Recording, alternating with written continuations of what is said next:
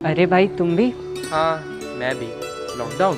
हाँ भाई लॉकडाउन। इस लॉकडाउन में मैंने अपने आप को जानने की कोशिश करी। मतलब?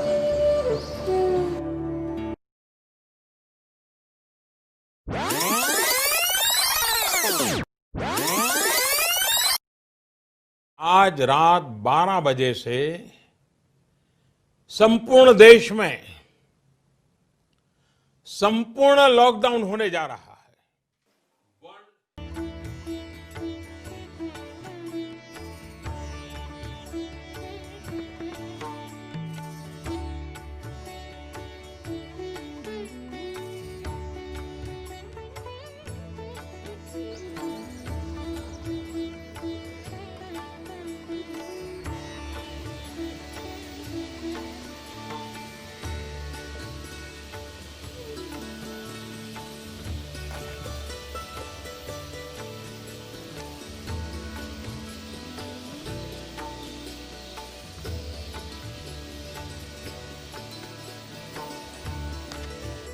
नमस्ते भैया। नमस्ते नमस्ते, कैसे हो भाई? क्या नाम है आपका? प्रबल भैया। प्रबल, कहाँ से आए हो प्रबल? मैं बॉम्बे से भैया। अच्छा, बॉम्बे से आए हो? पहली बार आए हो यहाँ पे? हाँ भैया पहली बार। अच्छा। मैंने आपको देखा, आप क्या कर रहे थे यहाँ पे? अच्छा, यहाँ पे अभी? हाँ भैया अभी ध्यान कर रहा था भाई। ध्यान। हाँ हाँ हाँ। ये यहाँ पे इतनी शांति कैसे है? नाम ही है ना शांति कुंज। अच्छा। शांति कुंज का नाम है तो शांति शांति है यहाँ पे। और मैं जब भैया आ रहा था यहाँ पे, मैंने ऊपर पढ़ा चैतन्य सिद्ध क्षेत्र लिखा था यहाँ पे। तो इसका क्या अभिप्राय? कहाँ के रहने वाले बताए प्रबल? बॉम्बे। बॉम्बे, अच्छा वाह शाबाश। ये जो चैतन्य सिद्ध क्षेत्र लिखा है ना जी, सबसे बड़ी खुशी की बात तो है कि आपको जानने की जिज्ञासा है कि ये क्या है। धन्यवाद भैया। ये क्या है ना कि देखो, चैतन्य सिद्ध क्षेत्र की जब हम बात करते हैं तो इसको आप कुछ ऐसे समझ लो कि हम लोग आज की दुनिया में जब जी रहे हैं, इंटरनेट की दुनिया है, टेक्नोलॉजी की दुनिया है, आर्टिफिशियल इंटेलिजेंस की दुनिया है, गैजेट्स की दुनिया है जी। और जो गैजेट्स हैं ना और जो दुनिया की बाकी चीज़ें हैं, ये सब जड़ है। मतलब वो हैं तो, लेकिन वो उसमें वो चैतन्यता नहीं है जो हम सब में है। हम इंसानों में, आसपास पेड़ पौधे देखो, वृक्ष वनस्पति देखो, इस नेचर को देखो, इसके अंदर ना एक कॉन्शियस एलिमेंट है और वो चैतन्यता इंसान के अंदर धीरे धीरे कहीं ख़त्म होती जा रही है। तो ये अपने आप में एक सिंबल है। ये एक ऐसा तीर्थ क्षेत्र है जिसकी फिलॉसफी हर इंसान को बताती है कि हम इंसान हैं तो अपने उस कॉन्शियसनेस को पहचाने, अपने अंदर छिपी उस ताकत को पहचाने, चैतन्य हो। जी, जी। और भैया ये सजल श्रद्धा प्रखर प्रज्ञा का क्या मतलब है? अरे वाह, पढ़ लिया तूने? जी। ये जो है हमारे इस शांति कुंज जैसे युग तीर्थ को विकसित करने वाले हमारे जो युग ऋषि, हमारे गुरुदेव पंडित श्री राम शर्मा आचार्य जी। अभी उम्र क्या है आपकी? लगभग हमारी 18 है ना? जी। 15 साल की उम्र से उन्होंने गायत्री मंत्र के महापुरुषण करने का एक नया संकल्प लिया था। 9 साल की उम्र में उनकी गायत्री की दीक्षा हो गई थी, गायत्री मंत्र की। अब सोचो, आपका मन जो है अभी तरह तरह की चीज़ों में भटकता होगा, लेकिन 15 वर्ष की उम्र में गुरुदेव को उनके गुरु के दर्शन हुए और उन्होंने उनको 24 लक्ष के 24 गायत्री के महापुरुषण 24 वर्ष करने का संकल्प दिया। तो ऐसे युग ऋषि ने उस कम उम्र से, मतलब आपकी उम्र से और 3 साल कम, उस समय से गायत्री मंत्र की साधना शुरू कर दी थी और उन्होंने फिर 3200 पुस्तकों का सृजन किया, कई बड़े बड़े अभियान चलाए, शतसूत्री योजना दी, करोड़ों करोड़ों का अखिल विश्व गायत्री परिवार शुरू किया, अश्वमेध यज्ञ की श्रृंखलाएं शुरू की, ऋषि परंपरा का पुनर्जीवन किया और एक सिरे से इस देव संस्कृति को विश्व संस्कृति बनाने के लिए कार्य किया। और एक मजेदार बात बताऊं, 1981-82 के लगभग हिमालय की यात्राएं जब उससे पहले वो 4 बार कर चुके थे, वापस आए ना, तो उन्होंने आरंभ से ही इस बात को इंश्योर किया। वो कहते थे मैं व्यक्ति नहीं विचार हूँ। हिमालय यात्रा गए वो, और ये सब करते समय उन्होंने अपनी पारिवारिक जिम्मेदारी भी निभाई और इतना बड़ा परिवार भी खड़ा किया।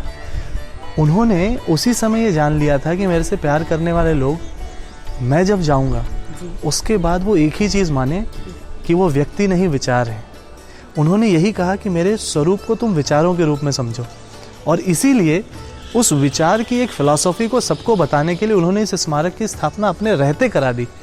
और जैसा तुमने प्रश्न पूछा, जी, नाम है इसका, सजल श्रद्धा प्रखर प्रज्ञा। और आपका क्या नाम है? प्रबल।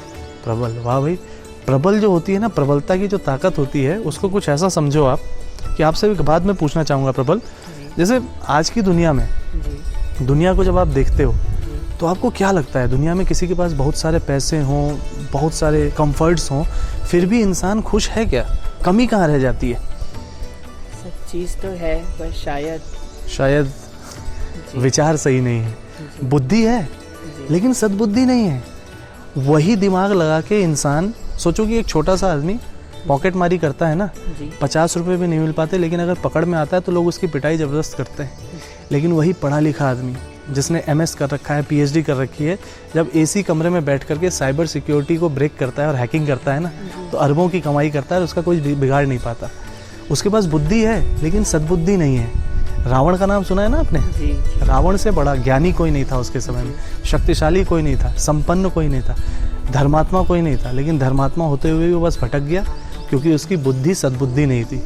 और अब आप ये समझ लो कि प्रखर प्रज्ञा, हमारे पूज्य गुरुदेव का प्रतिनिधि वो विचार है कि हम सब की बुद्धि डिस्क्रिमिनेटरी विजडम से भरी हुई हो।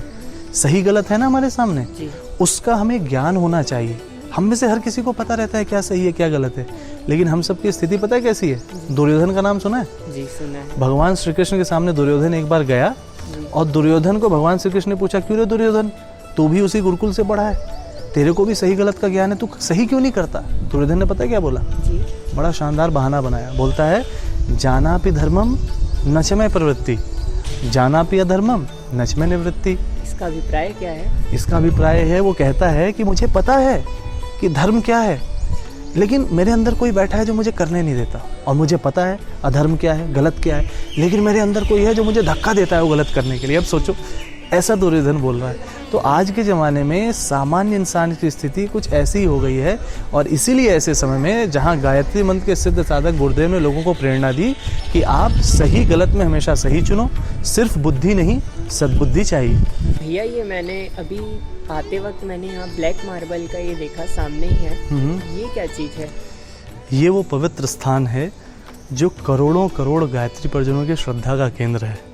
वर्ष 1990 में जब पूज्य गुरुवर ने अपनी स्थूल काया को छोड़ा, जब उनका महाप्रयाण हुआ तब, और 1994 में जब हमारी परम वंदनीय माता जी का महाप्रयाण हुआ, तो आपका स्थूल शरीर को यहीं पर उनकी लास्ट राइट्स किए गए, और उन्हीं की वो पवित्र भस्म, वो ऊर्जावान भस्म इस प्रखर प्रज्ञा और श्रद्धा में स्थापित है, चरण पादुकाओं के नीचे।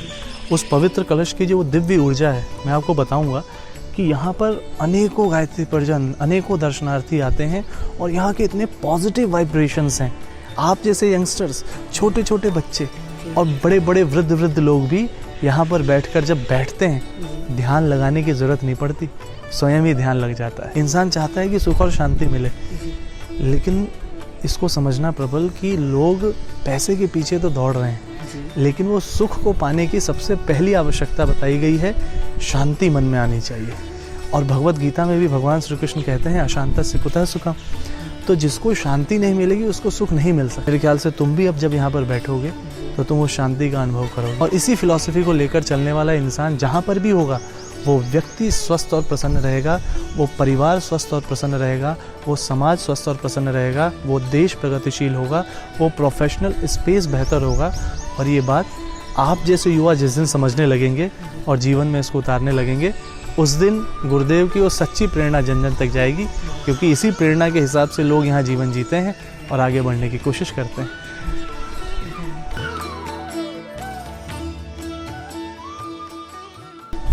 समझे? हाँ भाई, तुमने तो मेरा पर्सपेक्टिव ही चेंज कर दिया, and I would like to explore more.